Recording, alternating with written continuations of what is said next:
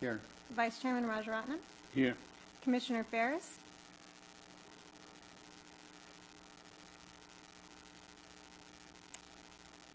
I believe he's going to call in, so we'll go on. Commissioner Hayman? Here. Commissioner Reed? Here. 4 present. We have a quorum. As soon as Bill calls in, then we need to read him in. Solomon, would you lead us in the Pledge of Allegiance, please? Everybody stand. Please join me in the pledge.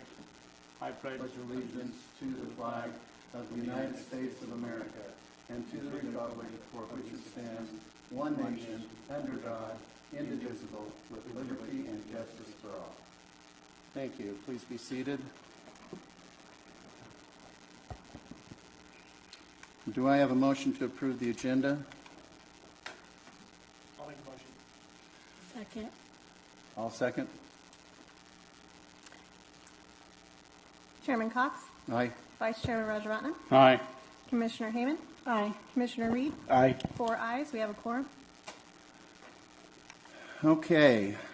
I'd like to move into the public comment section of our agenda. Persons wishing to address the Commission on matters that are within the Commission's jurisdiction and do not already appear on the agenda may do so at this time. Pursuant to the Brown Act, the Planning Commission may not take action on an item that does not appear on the agenda. Speakers are limited to 5 minutes.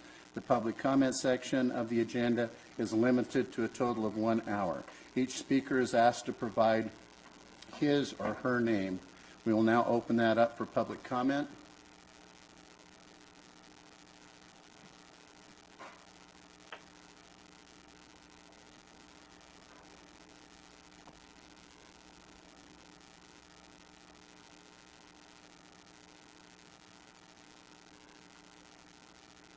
Seeing that nobody is calling in, and with the delay, I would like to wait till it's 6:04 to move on.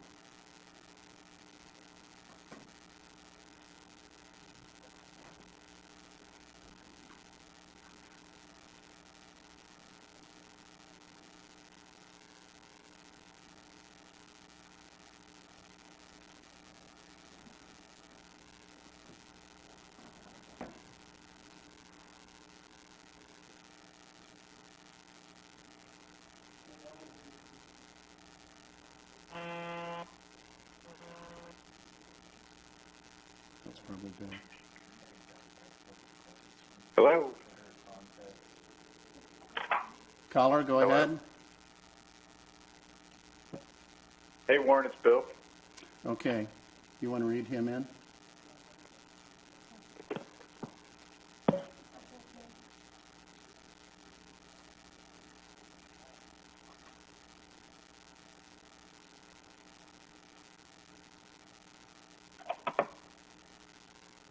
Heather?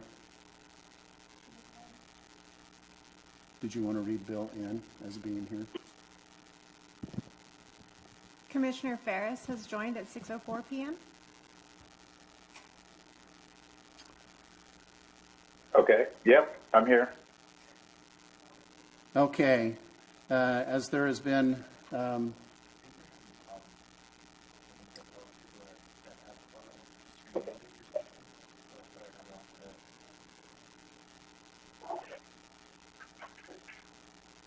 we're going to wait here for just a minute, make sure we're not having technical difficulties.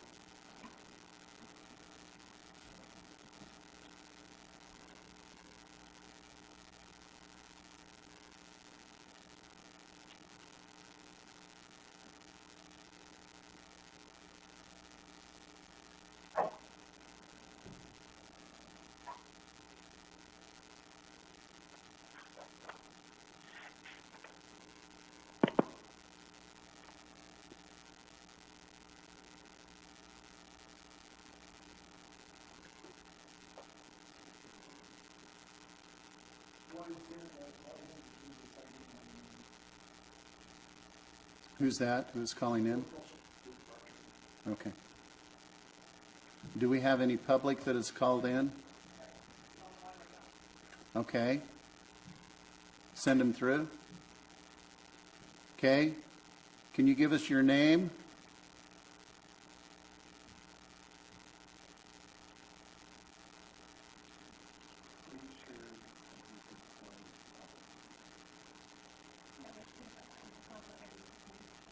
Well, we have Bill Ferris that called in, which is one of the commissioners.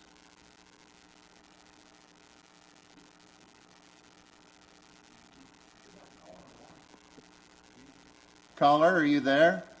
Yes. Okay, and go ahead and address the commission. Yes. Hi, my name is Jamila Garner. I'm calling to advocate for the community garden. That's on the agenda, so we can't address that under the public comment portion. So it will be on the agenda.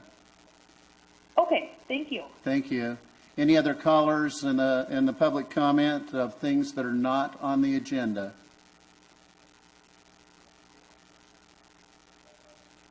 Not seeing any. Okay. Okay, caller.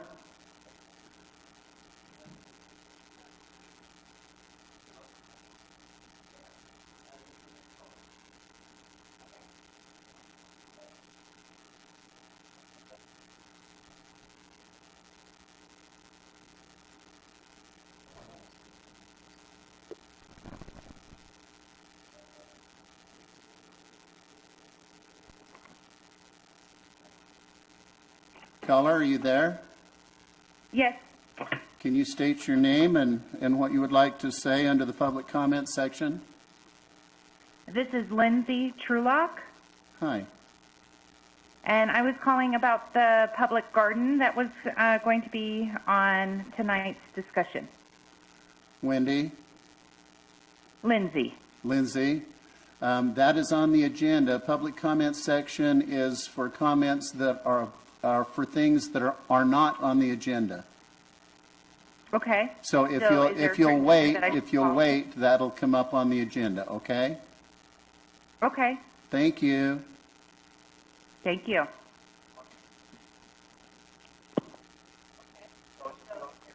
Any other callers?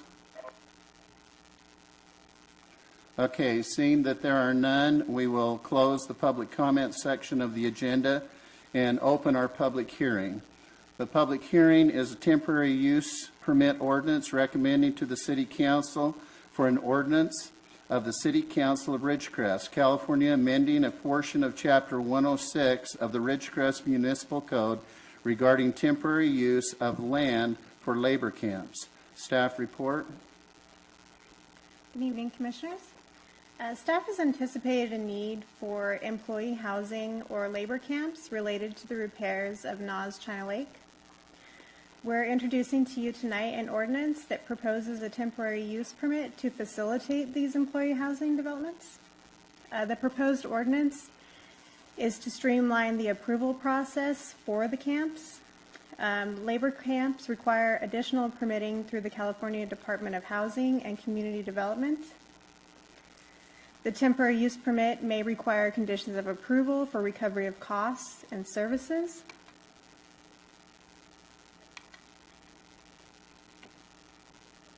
So a summary of the municipal code that is before you tonight. The labor camps could be located in any zoning district if it meets the needs of NAS and will be operated with adequate protection for the public health and safety and convenience and the general welfare. The ordinance is written so the city manager may grant or deny the application. Applications will be reviewed and conditions set by the various relevant departments, including but not limited to police, fire, public works, building, and finance. The labor camp permit is temporary and it would be for a specific time. The city manager may amend the terms and conditions or revoke the permit at any time if it's a matter of public health, safety, convenience, or general welfare.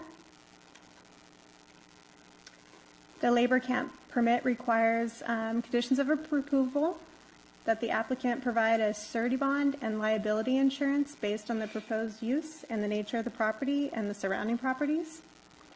And any appeals to decisions of the city manager in regards to labor camps may be made to the city council. So the ordinance process, this would be the first introduction. So this is here tonight for a recommendation to city council. It would still require 2 more meetings by the city council before it would be approved. Some of the possible locations that we have discussed, we're going to show you a couple examples. So this one is on East Bowman and San Bernardino Boulevard. There's an additional one on San Bernardino Boulevard and East Church Avenue. Here's one on West Ridgecrest Boulevard. This is right next to the city courtyard. And we've also discussed the possibility of a smaller camp on North Los Flores and East Norma Street. These are all city-owned land, so we've kind of considered those locations and what the impact may be. If you have any questions? Commissioners? Questions for staff? I have one question. This is Commissioner Reed, by the way. What do we have in place for cleanup of these when they are done? Everything I read speaks to the power given to the city manager, but nothing speaks to the fact of what guarantees we get as to, are they removing all the structures? Are they pulling out all their foundations? What are they doing to clean the properties back up once they have done with these camps? Those would be part of the conditions of approval.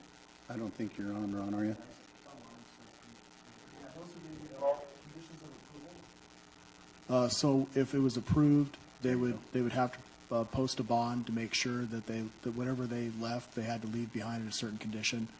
In other words, if they cleared off the land, they'd have to be responsible probably to replant natural vegetation so it didn't become a dust hazard. They'd have to mitigate that. So that would be part of their the conditions that they would have to agree to if we went forward on it. Now, mind you, with this being on city land, we would be negotiating an agreement for the lease of that land, which would include all these conditions from the onset. But still, like I said, staff would have the opportunity to put everything we needed in there. If it needed to be fenced, that would be part of it. If they needed security, that could be part of it. Because there are conditions and because it's our land or the way this ordinance is written, we'd have a lot of latitude to condition a significant amount of issues if we felt it necessary. I think part of that consideration for the commissioners and even those that are listening is that it's very important that if something like this did come into the city, that the city is not losing money on this, that is providing a service to accommodate NAS in their rebuild, but it's not to the expense of the public. Any other commissioner comments? So I'm just trying to understand the recommendation here. With all due respect to Mr. Strand, so what is the need for giving this authority to city manager to approve in special permits? You want me to answer it or you want to? You can answer if you want. Okay, so the reason for this amendment to the to 106 is to streamline, as it says in the package. So, in other words, if an applicant comes along, they do the application process. It then comes to a public hearing with the Planning Commission. Then it goes to another public hearing with the City Council. And so, what it's intended to do is to streamline that, cut down the cost and the time period to facilitate it. As you'll notice in the report, they're trying to facilitate this by July. Also be mindful, one of the camps that's considered is in the county anyway, a large one in the county. But that's the whole idea, is to streamline it. So that the commission has kind of an idea. I've worked with staff, and we have the city attorney online, and I've asked and requested for a change, and I wanted to let you know about it, and then I want to turn it over to the public so that you can digest that a little bit, and maybe Lloyd can address that. But if you'll notice in the resolution, okay, it says, whereas an example of the temporary use permit is found in section 14-93 of the Ridgecrest Municipal Code, which provides for approval for the city manager of temporary social events, public gatherings such as street fairs and carnivals, which would be completely appropriate, right? And you also have, and is open-ended for me. without limitation sometimes has a connotation too. So in the staff's report, it said with the discretion of the manager. And what I've asked is for Lloyd and staff to consider putting this in, because we're a representative government, to send this, because it's a streamline, to send this to like infrastructure, which has 2 council members and 2 commissioners on it, to review it and then recommend it to the city manager, which would forego any expense and time through the public hearing process. The infrastructure, any of the committees, is open to the public, and so consequently you can have public comment. We have been told that that's agreeable, but the language would have to be put in. So we would put that as an amendment of the approval of the resolution should we go there. Lloyd, are you on the line? I am, Commissioner. And I'm sorry, do you have Chair. anything to add to that? I don't see any reason why that couldn't be added. Just be clear that a committee is merely an advisory body, so it would not be any type of approval power, but it would, I think you stated it correctly, Chairman Cox, that it would be a recommendation to the city manager who would make the determination. And then I guess I would ask to consider, just in terms of the timing, I know from the time I've spent with City of Ridgecrest that some committees meet more frequently than others. Maybe there's more than one committee that might be appropriate, and it could be an either-or situation, like economic development or infrastructure or something like that. Or city org, or, somewhere, because any of them have 2 council and 2 commissioners. And my whole thought is as an extra set of eyes, I don't want the citizens to feel like their representative government doesn't have some sort of input to the process, and I felt like that was important. So that's what I would say is some sort of an amendment to our resolution here and what I've asked for. Do you guys have any questions for the attorney or for our city manager? All right. I don't have any questions. I just want to say I think that's a great idea. I think that not only do I think Ron always has the best interests of the city and in his heart and out for everything, but I think having more than one set of eyes look at it, just in case there's something missed, well, what about this? I think that's a very good idea. Well, let me say publicly, this has nothing to do with our current manager. But those that have been long-term here in the city, we've had some good managers and we've had some that aren't so great. And so I think the idea is that we need to have some input without encumbering the process if we go ahead and approve that. And so I have full confidence in our current city manager, but he's not always going to be there. That is. And so if we amend this, it has to live on. Also, remember that there's also a ability for anybody to appeal this to city council. So if this goes to infrastructure and there's issues that the public may have, then they can appeal it to council for their due process, or at least give the council an opportunity to change whatever's happening. So in light to that, and I don't know exactly what the cost of that is, but I believe, isn't there a fee associated with appealing something like that to council? Yes, there is, but it's normally an appeal to city council from the planning commission. That would be one I would say that we would waive the That would be my waive recommendation. the appeal, because this is not going to happen very often. I mean, this is a unique situation where they're doing $3 billion worth of repair on the base. I'd hope that, once they repair this is the last time we're going to see this heavy of construction, unless they're bringing something really big in, then that might be a little bit different. But I don't see this happening, not unless there's some sort of emergency or disaster or national security issue that comes up that's going to, require this. But even so, the base is offering. If I Yeah, go ahead. If I could interject, this is Lloyd. Maybe Heather knows the fee offhand, but typically when it's a member of the public that is appealing an approval, it's usually a fairly nominal fee. I mean, based on my experience in other cities, it would be too much of a discouragement, a disincentive if you required a member of the public to spend a lot of money to challenge a project. Usually the high appeal fee is when a developer is denied his project and that developer wants to appeal it to the next level. That's usually where the expensive appeal fee is. And that very well could be, I was just saying, I think that it should be a no-fee process. This is a special situation. Thank you. Commissioner Ferris, do you have any comments? Yeah, I do.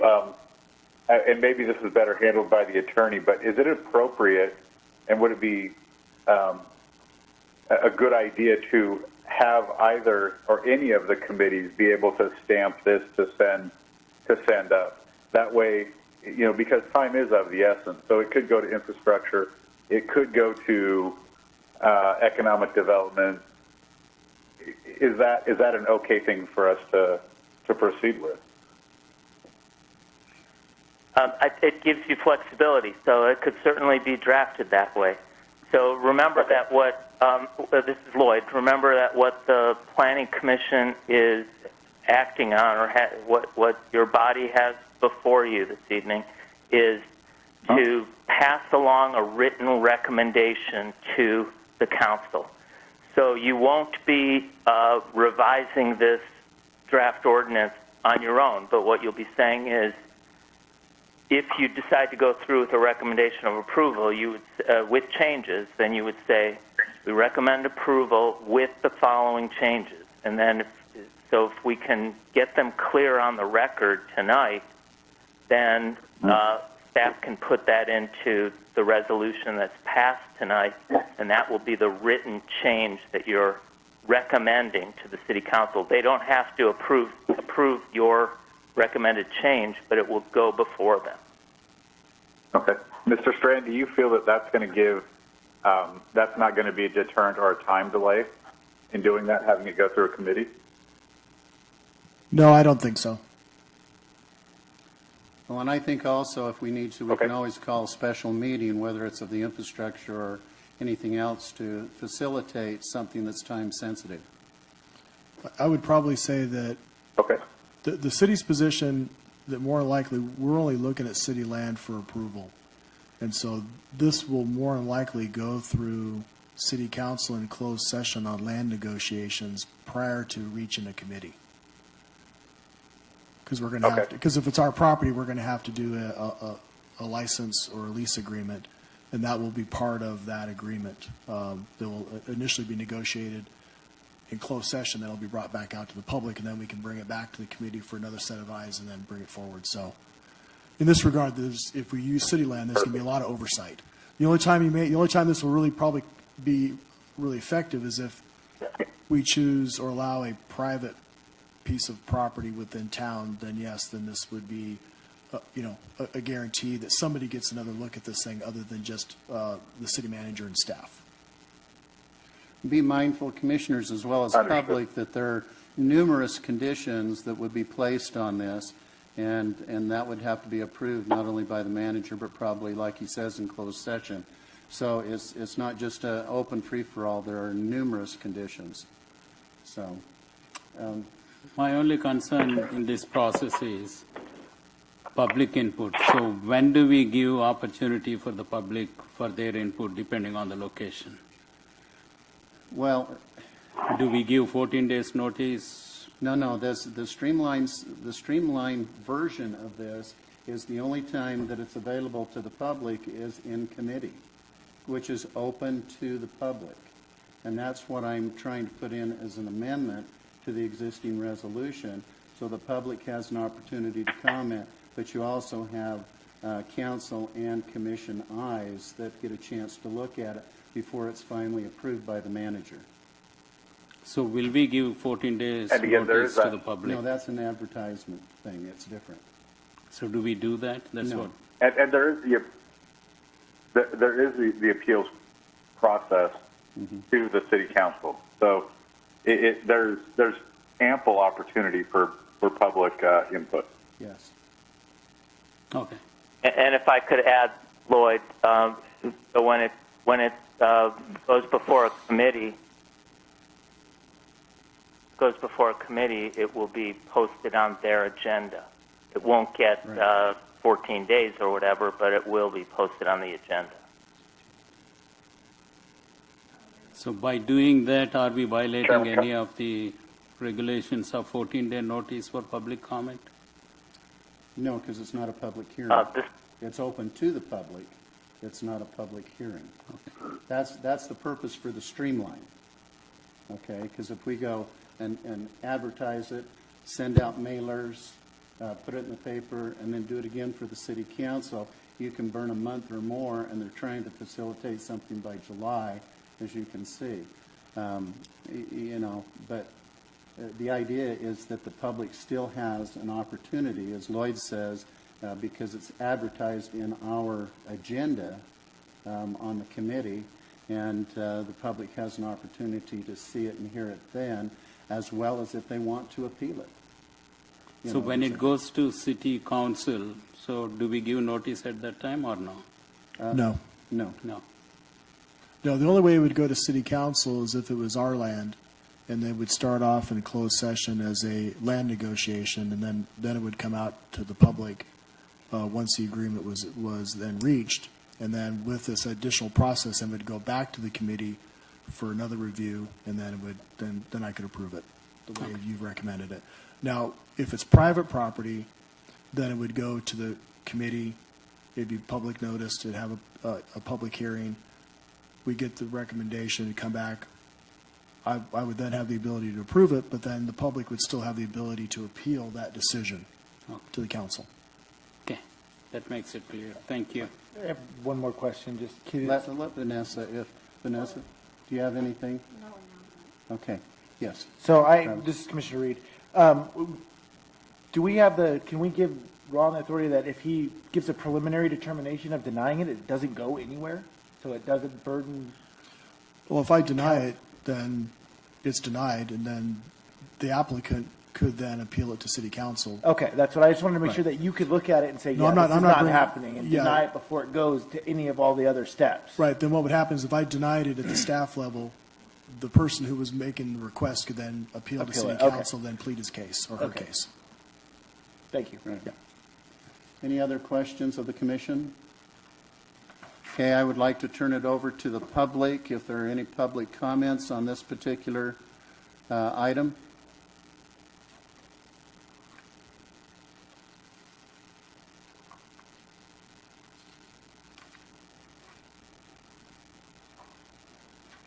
Not seeing that anybody's called in on this particular item.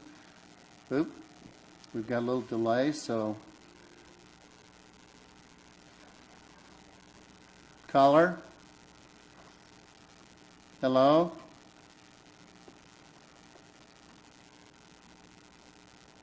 Caller, are you there?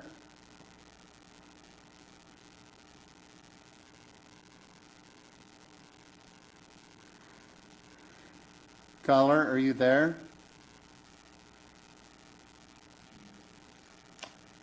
Can you hear me now? I'm sorry. I think I hear somebody breathing, but Hello? Are you calling in on the amendment to Chapter 106 of the Municipal Code? Guess not. there we go. Call him back.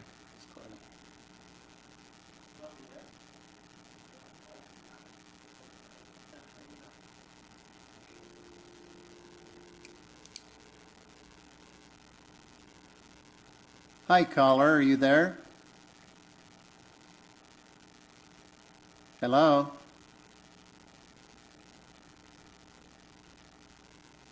Caller, are you there? I'm here for the community garden.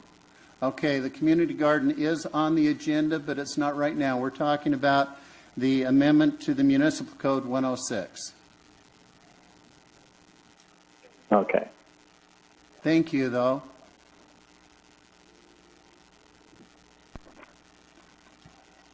Hello, caller. Yes. Are you here to talk about the amendment to the Chapter 106 of the Municipal Code? Yes. Yes. Would you give us your name and your comment, please? Rebecca McCourt. And my comment is regarding the use of the term labor camp. I think it has a very negative connotation, and in the housing and community development, I understand that that was a term that was brought from there, but looking at the employee housing program description, it clearly states in that in the 1990s, the legislature changed the name of labor camps to employee housing. And I think that from a public relations and a marketing standpoint, especially considering where they're looking at locating some of these potentially, that not using the term labor camp would be very advantageous. Thank you. Thank you. Lloyd, can you weigh in on that, the difference between labor camp versus employee camp? Well, in the state law, it says that they're synonymous. So that's how it's defined in state laws, that they are synonymous. Now, as far as what is better for public relations, I can't say.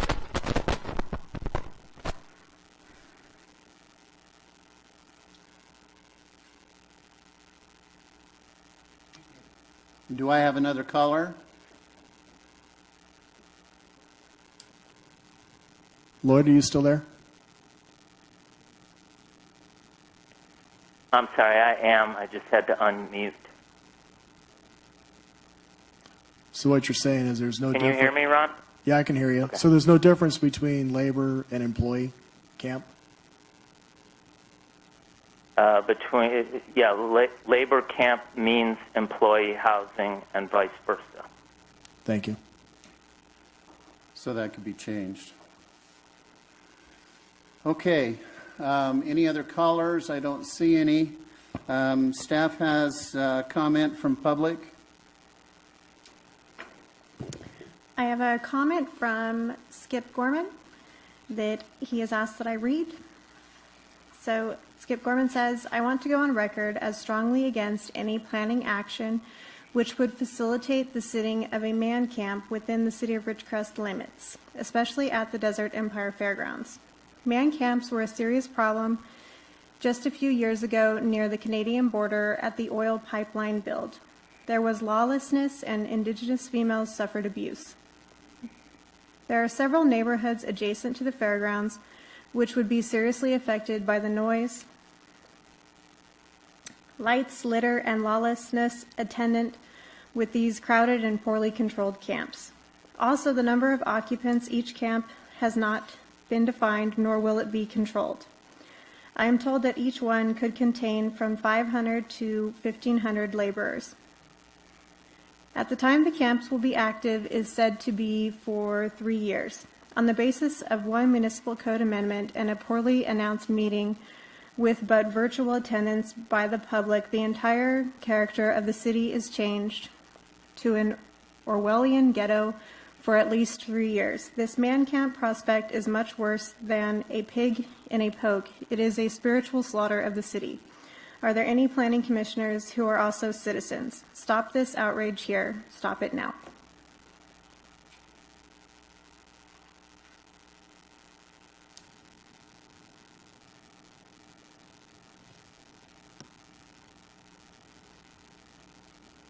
Sorry.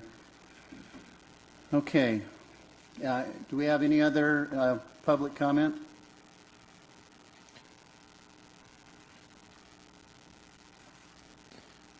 Mr. Cox, I do have one Yes. possible Turn the change. time over to the city manager. Thank you, sir. I don't have a problem with changing this from labor camp to employee camp. I did get some feedback prior to this meeting starting where there was some confusion where somebody thought that we were bringing actual prisoners into town. We've been struggling because the Navy calls it berthing, they call it man camp. We went with labor camp because that's what the code says. if this will make it more palatable, not that I want to be politically correct, but employee camp will probably define this a little bit better because the other has a little bit more connotations about we might be bringing prisoners or other folks in town. So, You know, and I might just make a comment to everybody. I have a friend that graduated with me that is a electrician, and he owns his own business, and he's come in a number of times and worked on the base as a professional, brought his own facility, has never left a mess. My uncle, who is now deceased, did the same thing. He was a union electrician that was brought his own camp trailer and had a clean facility. And you know, I don't want to paint this as a dirty camp because there are enough restrictions. There are enough restrictions that require them, as was read by staff, that there's public safety and cleanliness and things of that nature, and that would all have to be approved. And I think the staff has put forth a very good front on this as far as how it's supposed to be handled should it come into the community. So, seeing that there's no other public comment, I would like to close the public comment portion and move to the motion. I would recommend that we approve the resolution 20-11 with the caveat, and we'll have to look specifically at it, Lloyd, because in the whereas, I think it's completely appropriate that such things as street fairs and carnivals. But if we're talking solely about the resolution, you know, if in there we need to provide an opportunity for a commission or like the infrastructure committee, a committee to see this and make a recommendation. It's not an approval, but a recommendation to the city manager. That way the elected officials have an opportunity to see what the restrictions are, what the requirements are, how many units would be in the facility, where they're located, how sanitation is, water, sewer, all of that, and what the requirement is for cleanup when they leave. That way, it's just not a free-for-all, so that we understand it's not a free-for-all. And so I would recommend if I may, go ahead, Lloyd. If I may, Chairman.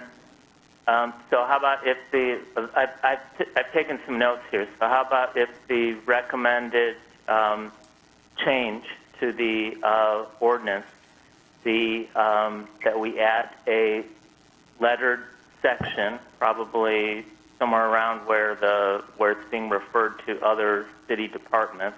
Yes. We'll add one that says applications shall be referred to a city council committee for consideration and recommendation to the city manager. I think that would be fine. And then also let's And change then the it other change, is employee housing. the other change I heard was the term. I'm hearing both employee camp and employee housing. Well, the recommend from the community was employee housing. Okay, I think it's semantics at that point, isn't it? I agree. Okay. I'm just the only concern I have with employee housing, and this is just my own. What comes to mind for me is a permanent development. Okay, then let's leave it at camp. Employee camp. Oh, how about we call it temporary housing? Temporary That would employee satisfy camp? that. Temporary employee housing, and then it's all covered. Lloyd? That sounds good to me. Okay. staff's fine with that. With those changes, I make the recommendation of approval of Resolution 20-11. Do I have a second? Second. Chairman Cox, Aye. Vice Chairman Rajaratnam, Aye. Commissioner Ferris, Aye. Commissioner Hayman. Aye. Commissioner Reed. Aye.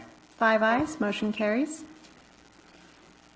I will close this public hearing on that matter.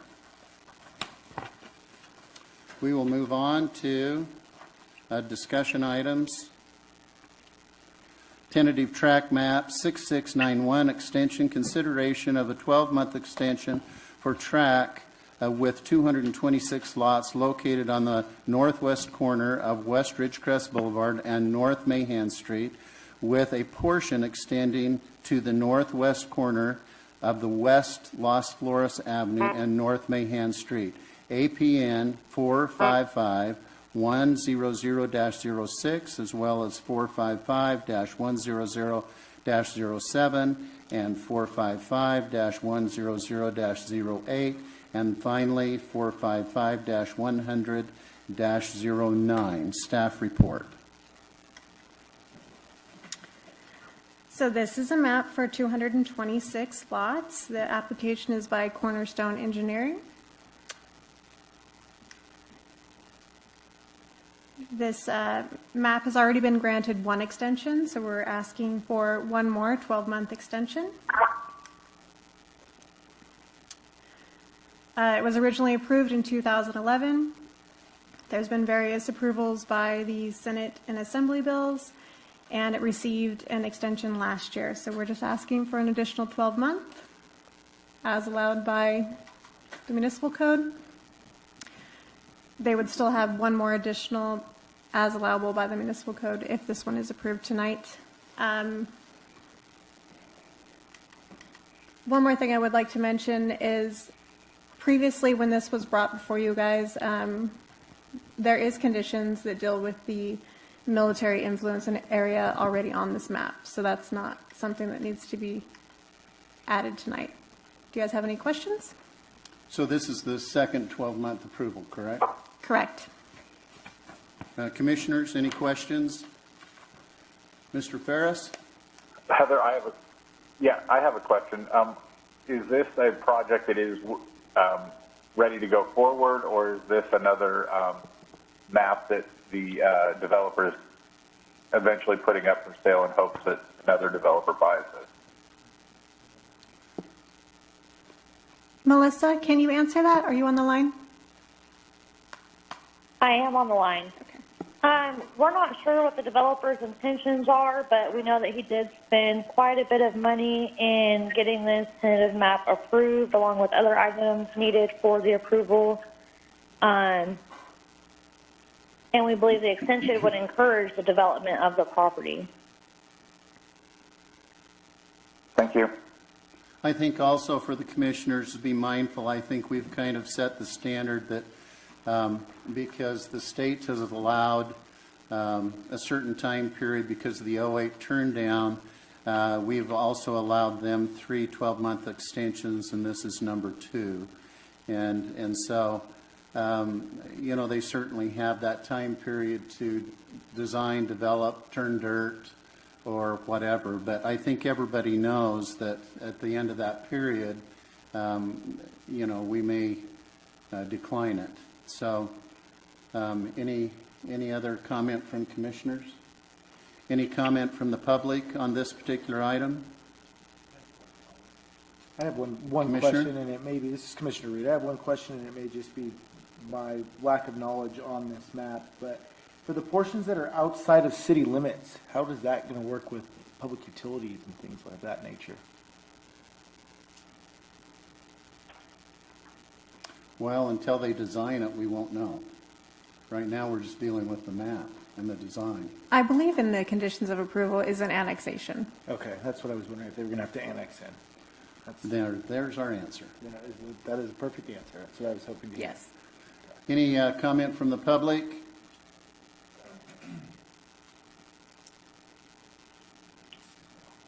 Let's give a little moment for the delay.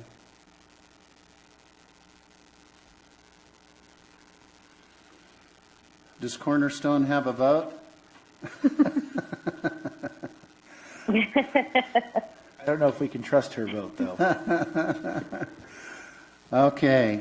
I would move that we approve the extension of tract map 6691. Do I have a second? I would second. Chairman Cox? Aye.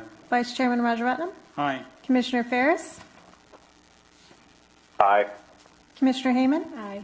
Commissioner Reed? Aye. 5 ayes, motion carries.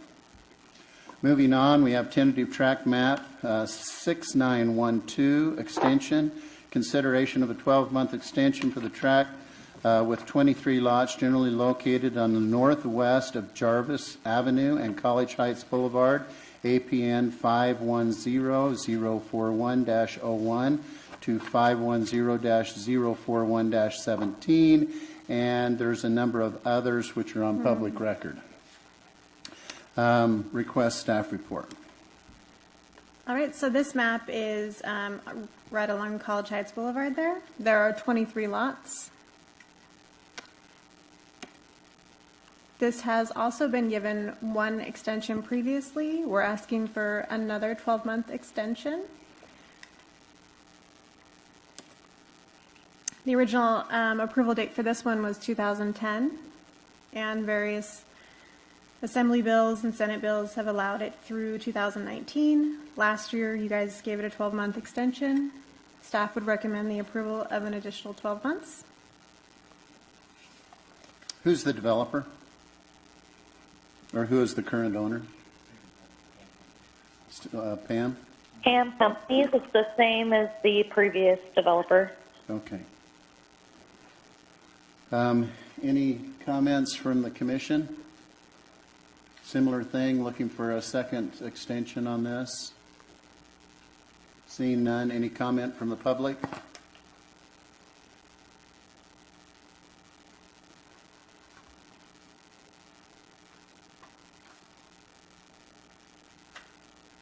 Not seeing any comment from the public.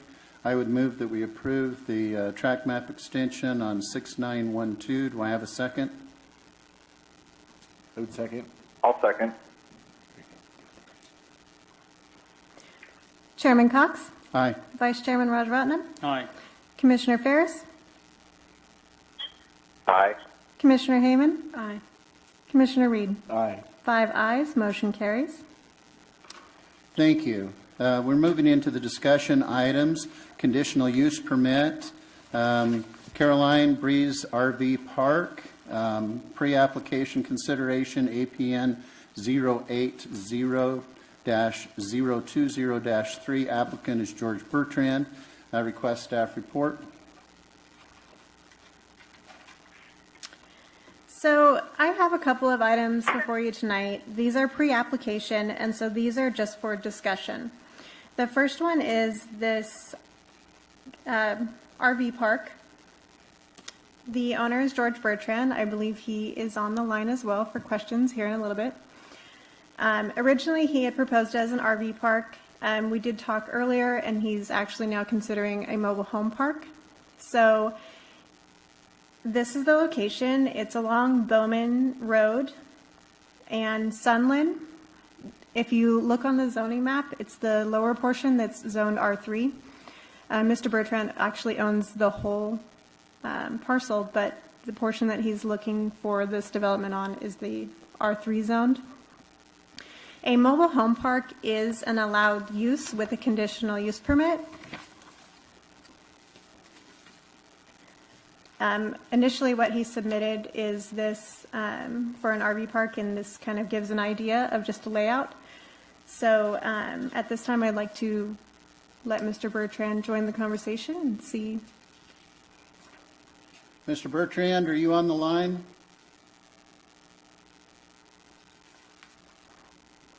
George, are you there? Do you hear me? Can you hear me? I can. Okay. I am here, sir. So, commissioner comments? Do we have any commissioner comments for Mr. Bertrand? Yep. Warren, this is Chairman or Commissioner Ferris. I have a question. Are we, if he's now discussing moving this to a mobile home park as opposed to an RV park, doesn't that sort of change any line of questioning? It does under the agenda, showing it as the Breezes RV Park. But because it's a discussion item, we can discuss whatever he wants. He wants to kind of find out, where the temperature is with everybody before going into a major expanse of engineering and development. And under the R3 zoning, if you look at your staff report that was provided, a mobile home park is allowed in R3. But a Correct. RV park is not. Now, some would say that's semantics, you know, they're both mobile, you know, but still, you know, we have to also follow what the municipal code shows us of what we can and we cannot do. What I'd like to do for commissioners before we have any other commissioner comments is, George, would you please tell the commission and those that are listening what you're suggesting as far as improvements for the development of this R3 plot of land? Okay, my original idea for this plot of land was to build approximately 100 nice RV spaces, large RV spaces. They're about 40 feet wide and 75 feet long, which is long enough for pull-throughs on the inside, back ends on the outside. And my park that I have right now, we started in the 70s, and our spaces are fairly small, and we're having a problem getting the larger units in some of the spaces. So this has been something I've been thinking about for a number of years, for building another one.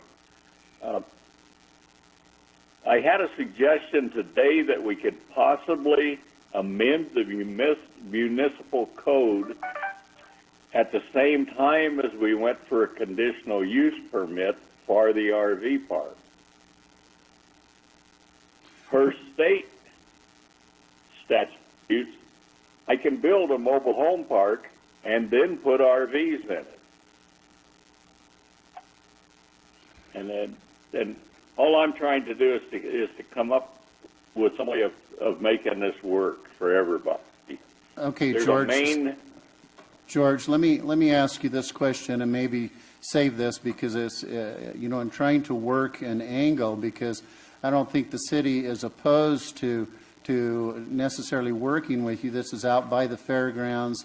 It's close to Gateway, which or Richmond, which is the back gate access. But the thing is, it comes down to, if you wanted to build this, if you had your druthers, would you rather build an RV park or a trailer park? I would rather build a nice RV park.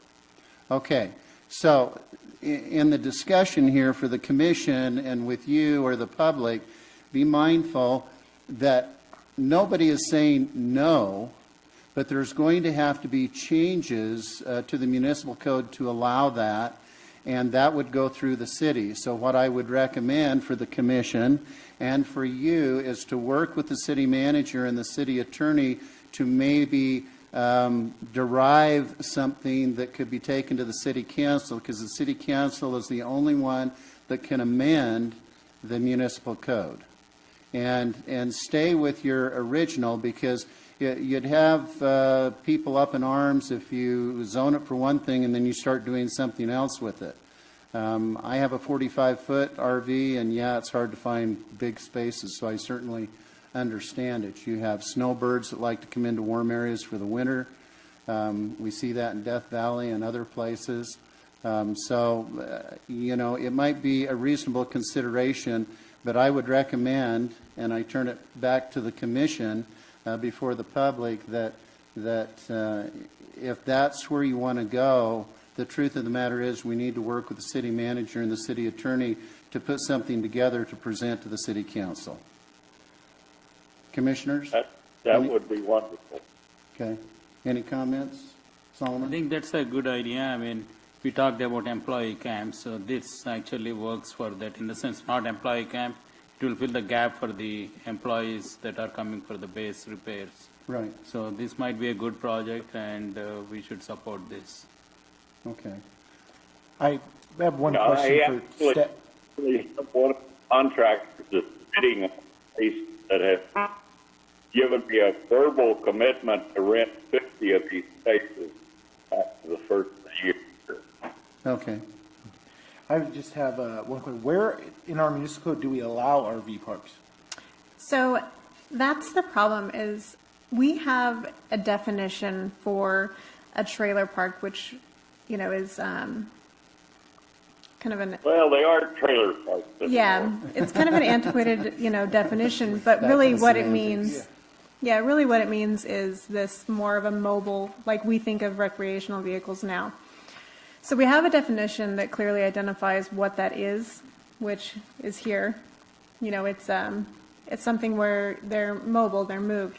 There's an occupancy, it's for camping. But we don't have any zone where that's an allowed use or permitted or by conditional use.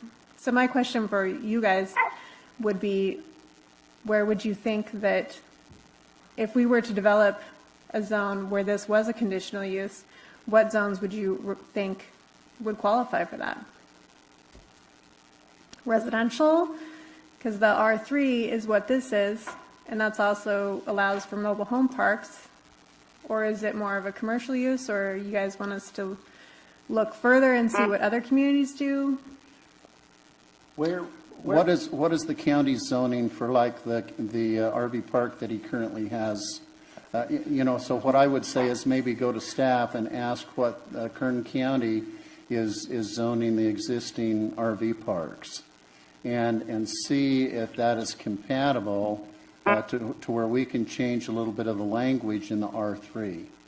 Okay. Where currently do we have the? Wait just a minute, George. The commission is discussing this. Where currently does what zoning is? Gosh, what's that? I can't even think of the name of the place off of Silver Ridge right there. What zoning is that?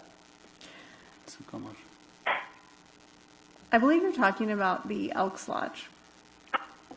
No, Right? No, off Silver Ridge. If you come down Silver Ridge past the Upjohn Apartments, where it dead ends into the Bowman Channel, you've got that mobile facility or. Well, that's a mobile home park. Yeah, I know mobile. But what zoning is that in? It's an R3. That is an R3. Mm-hmm. Yes. Well, we do have RV spaces at the Elks Lodge, True. but that is a non-conforming legal use because it's been there since the 70s. Kind of I did pull grandfather. the address file. Okay, George, go ahead. Yeah, excuse me. I guess I lost my train of thought. We're sitting here having dinner while you guys are having to have a Oh, meeting. thanks. You know, not even sharing. Yeah, thanks for rubbing that one in. So what I would recommend to staff is let's see what the county has listed that as a zoning, and then have the city attorney look at that in relationship to our current municipal code, and see if there's an ability to amend that, bring it back to commission for recommendation to city council. I would agree with that. Commission? Commissioner Ferris? I would agree with that. Okay. So George, nobody has told you no, and we're looking at trying to facilitate something that you know, will work with the way that you would like it to work. And so staff is going to work on that, and as expeditiously as they can, to try and put this back towards, in front of the commission for recommendation. Okay? I certainly appreciate that. My zoning, what I lost my train of thought was, my zoning was unzoned land when I built the original part. Okay. The rest of it, whenever they did zone that land, is zone C2T, commercial. Okay. And I did add 14 spaces to it recently, well, the last 2 years, with a conditional use permit from the county, and then it went to the state for design approval. The county just had landscaping and my streets and stuff in it. The rest of it went to the state. That's normal. That's normal. Okay, thank you, George. Is there anything else that you need from that, Heather? No, thank you guys. Commission, anything else that you would like to have her do? Okay, moving on to the last item, we had some callers on this. Conditional use permit, community garden, pre-application consideration, 231 West Halloway Avenue, APN 478-084-02. This is a community garden. Staff report, please. So this is an additional pre-application. We have someone who's interested in creating a community garden. It is in a residential area. The proposed location is 231 West Halloway. That is R3 zone land. So the permitted uses in R3 include private greenhouses and horticultural collections, flowers and vegetable gardens, and fruit trees not intended for commercial purposes. A community garden, again, is not specifically defined in the Ridgecrest Municipal Code. However, I do want to point out that the general plan does include a goal in regards to community gardens. It says that the goal would be to reinforce the sense of pride in the community. The city shall encourage community gardens through after-school and weekend programs for the design and maintenance of the gardens. I believe the applicant is on the line, and he does have some experience with community gardens, so, and I believe it is also a nonprofit that he believes that he's using for it. So if you guys have questions. Commissioner comments?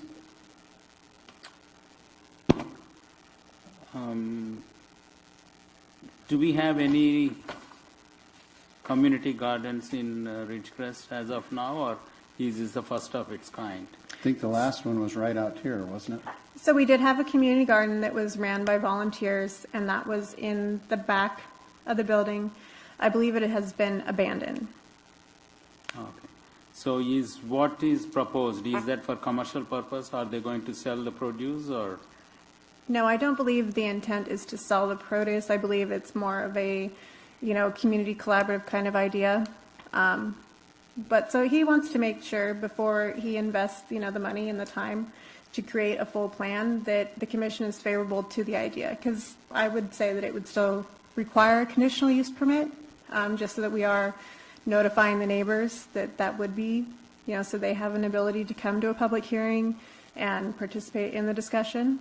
So I would still say that would be required for it, or a site plan review, something that would notify the neighbors. Because if you think of a residential area, for a home occupation permit, we have certain conditions that restrict parking, hours, so you're not creating a commercial situation in the middle of a neighborhood. So I do think those are concerns, but I do think the applicant's aware of it. But before he fully invests he wants to see what the opinions of the commission would be. So it is, go ahead. No, you finish. So it is permitted in this R3 zone, then, right? It's not restricted because it's not for commercial purpose. I think that would be a matter of how you want to define it. Because it says here, Yeah, it says not for intended for commercial. commercial purpose. So it is not intended for commercial purpose. So it is permitted in this location. Well, most community gardens, and I can't speak for this, and we'll ask the developer, those that work in it also get kind of the harvest. So I don't know if it's done for gain or not. Is the developer on the line? Yes, I'm on the line. Can you explain your thoughts as far as this? Is it to sell the fruits and vegetables? Is it to donate to those that are working the community garden? Is it to give it to the homeless or to women's shelters? Or what is the plan for the product that you're producing? The intent of the community garden is to provide free produce to the community. And an example would be a disaster relief, like in such of an earthquake or something like that. We could serve as a food bank. We can provide free food to low-income families and families who are in need of resources. We can serve as a youth, at-risk youth program. Even with our volunteers, we can go into the local schools or even have them come out to us. So it's really just bridge the gap with our community members and some of our public school systems and our mental health facilities as well. Okay. What is your plan for security? I think of an open garden, and I think of it as a kid, and I hate to admit it, but my neighbor farmers lost a watermelon once in a while. I'm not admitting anything, but, you know, I'm just wondering what your thought is for security. Well, we are a nonprofit 501c3. We have a board of directors for the nonprofit. We will also have a board of directors for the community garden. We will have hours of operation. The garden will be fenced off and locked during the hours of non-operation. I'm thinking more, is is there a fence around it? I didn't hear that. Yes, there will be a fence around. Okay. And how many acres is this? So we will have, it's 6,500 square feet. So it won't be a water problem, right? And nothing to do with critical overdraft. No. I would venture to say that it would probably use less water than a normal household would. Okay, thank you. Commissioner Ferris, any questions? No questions right now, but I would like to hear input from the neighbors in that area to determine what their feeling is. Okay, so commissioners, do you have any other questions? I would just like with the parking, I think the parking issue is one thing that was brought up that it was probably a good thing to ask. Are you going to have any room in the front of your lot, like a driveway would be, to where you can have tenants or people that are working there right now park, so it's not a nuisance to the street and people going by? Yes, there will be room in front of the lot, and we can even open a section of the lot for kind of like a driveway for volunteers and people who are going to be in the garden to park. So that is what the intent of that cemented space is? Yes. So parking, you know, for the applicant, parking is generally the issue. When you do a conditional use permit, you know, or an in-home occupation, stuff like that, if you have a large amount of traffic in one particular area, does it create a problem for the surrounding neighbors? And so that's probably the biggest concern that I can see with what you're doing in this particular area, because although it's densely or not densely populated, there are homes around it, and we'd hate to take up all the on-street parking and offend your neighbors. So that's just something for you to think about. I'd like to turn the time over to the public for public comment. Do I have a caller?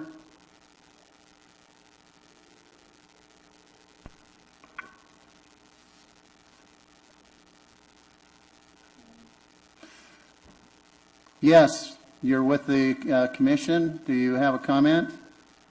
Yes, I just wanted to advocate for the garden, and hopefully some of my comments will sway you guys. I know for me and my kids throughout the quarantine, we started our own garden here at my house, and it has been extremely helpful in maintaining our mental health.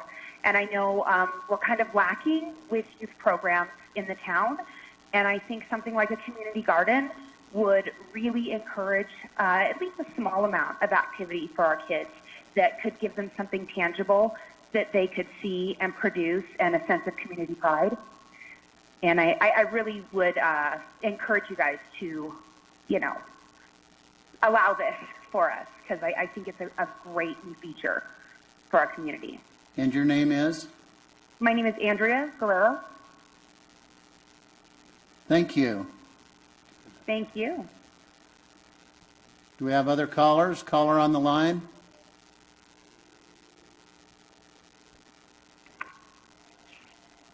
Hello, you're with the commission on the community garden. Do you have a comment? Yes. Okay, can you hear me? Yes. Okay. I've been talking to Lethbridge, and I think it's a great idea for our community. I think one of the things that I like about it and the possibility to gather our kids and make our kids understand, teach them where our food comes from, and keep them occupied, teach them how to plant flowers and build stuff. I think it's a great thing for everyone to come together and work towards a common goal. I think it has a good possibility of bringing the community closer and closer than what we already are. And your name? Raul Lavaretta. Thank you. Thank you, Raul.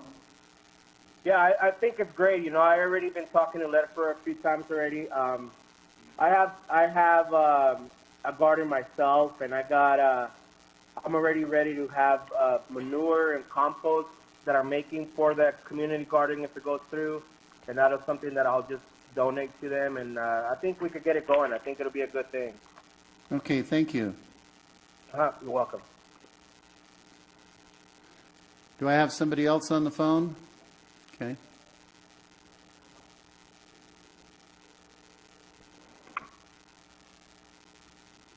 Caller, you're with the Planning Commission on the community garden. Do you have a comment? Yes, I do. Your name? I was calling.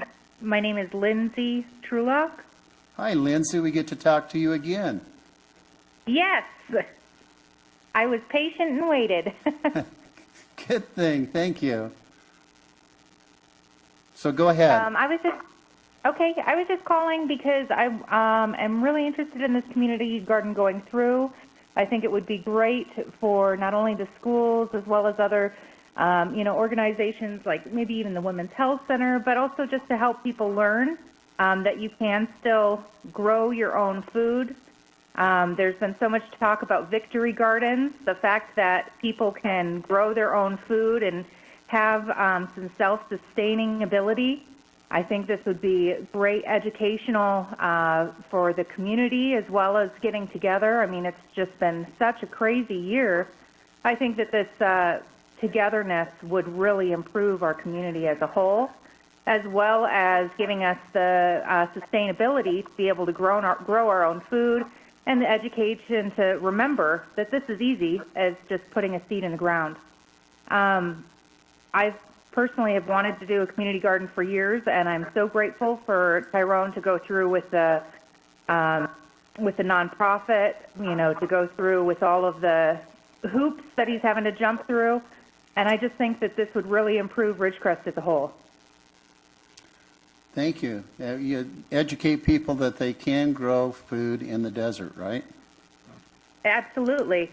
I have a beautiful garden, and it's thriving. It loves these temperatures. And, I mean, you can have a gorgeous garden that is drought tolerant. Well, and there are correct ways to do it. Absolutely.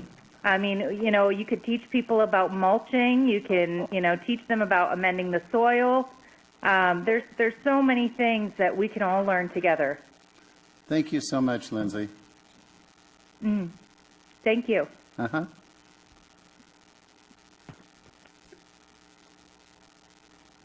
Careful. You get used to my humor after a few years. Do we have any other callers? Okay. Commissioner comments, recommendations? I would just say I think it's a good idea for kids and things like that, especially with the virus stuff that went around this year.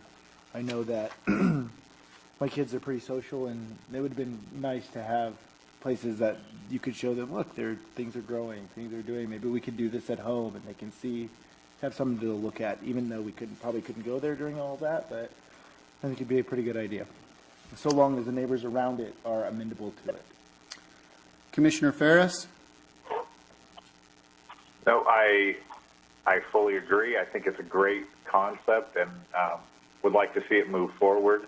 And also, I think the input from the neighbors is also very important. Okay. Commissioner Rajaratnam? Yeah, I think it's a great project, so we should encourage this. Commissioner Hayman? I agree. Great project. Okay, so recommendation to the staff to assist him in seeing what we can do as far as zoning and helpful, that we think that it'd be a worthwhile project both for the community, that it does not need commercial zoning because it's not being sold, it's being donated to enrich the community, and that we should do everything we can to facilitate that. I think also the only thing of concern that I have and the other commissioners seem to have addressed is the amount of volunteers that might come at a particular time. And so the developer might take note, and you're open certain periods of time, you know, if you can space out the number of volunteers or something so it doesn't interfere with the neighbors. I think also we might notify some, you know, the surrounding neighbors of this. Would the commission think that you would want to see it at a public hearing for a site plan review, or do you think how would you like to proceed? Is the developer still on the line? Yes, I'm still on the line. What is your time frame? Normally, gardens are planted in the spring. So are you looking to do that now? To get it, built.